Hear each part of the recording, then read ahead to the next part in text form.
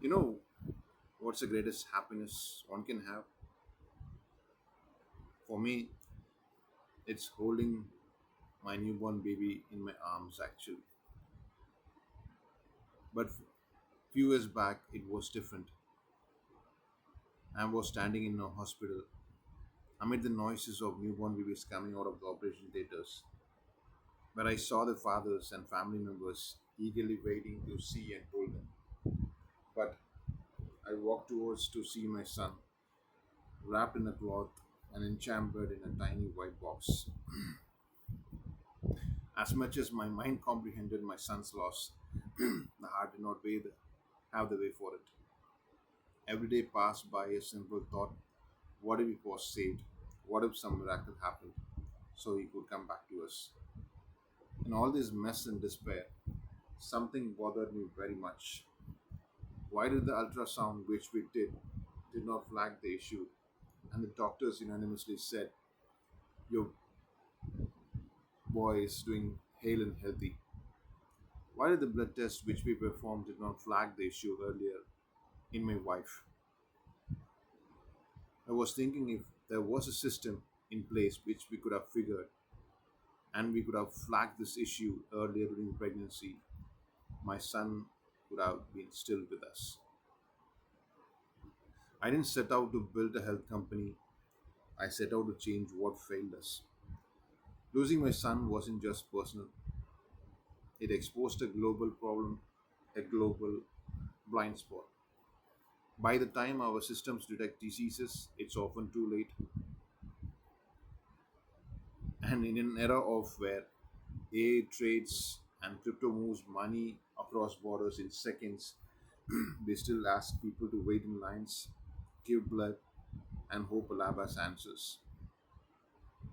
I wanted to imagine a world where diagnostics don't wait in hospitals.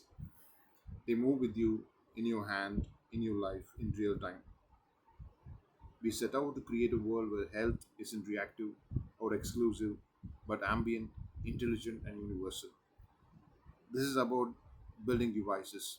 It's about rewriting the architecture of access for billions. Light, as you all know, is omnipresent. Everything around us absorbs, diffract, disperses, and reflects light that includes the sky to the nanoscale objects. The biomolecules, such as proteins, that courses through our veins also interact with light in telltale ways. The nanometer scale structures scatter visible photons with minute mass dependent amplitude and phase shifts. And the chemical bonds also vibrate at certain frequencies that act like molecular barcodes, which are very specific. Through this, we can identify and count individual proteins in real time, turning ordinary light into a universal label readout of the body's biochemistry. So, what I'm set out to build is something called time gated holographic mid infrared spectroscopy with Akusto optic depth selection, termed as Mirage. So, Mirage, what it does is it fires nanosecond mid infrared pulses whose wavelength specific absorption excites the biomolecules in vivo. The following thermoelastic expansion that happens launches ultrasound transients whose time of flight pinpoint vascular layers about 50 to 150 micrometers beneath the skin surface, thereby sidestepping the strong surface scatter and water absorption that normally cripples the mid infrared ray optics actually.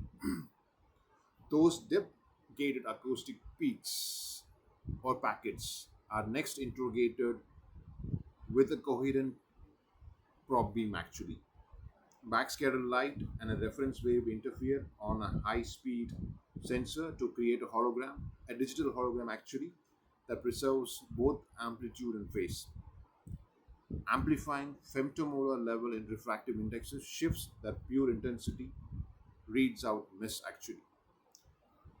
So basically, the computational restructuring converts each gated hologram into a phase resolved spectral cube, yielding label free molecular fingerprints from capillary blood in real time.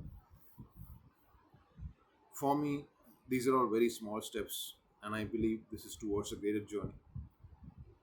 As we are personally affected, we want to pursue this particular idea for detecting preterm birth conditions, starting with preeclampsia. So, the longitudinal tracking of capillary level spectral fingerprints, I hope, could flag early endothelial and inflammatory protein biomarkers that precedes preeclampsia weeks before blood pressure spikes or proteinuria appears actually. Shifting the management from late stage reaction to proactive prevention beyond pregnancy, the same depth gated label free architecture would offer a neuro paradigm for round the clock point of care molecular surveillance across cardiovascular, infectious, as well as metabolic diseases. So, I had access to good health care, I had the money, and still I couldn't save my son. That broke something in me, but it also opened my eyes to a deeper injustice. If I couldn't stop this with every advantage I had, what happens to the millions who have none? I hope through 1517 the journey towards health equity starts and this tech hopefully transcends people's lives to better. I did not get to see my son smiling. I really hope I get to see other fathers have the blessings. Thank you so much. And I'm Andrew Silvanus, and I thank the 1517 community for allowing me to and giving me an opportunity to speak about my vision and ideas. Thank you so much again.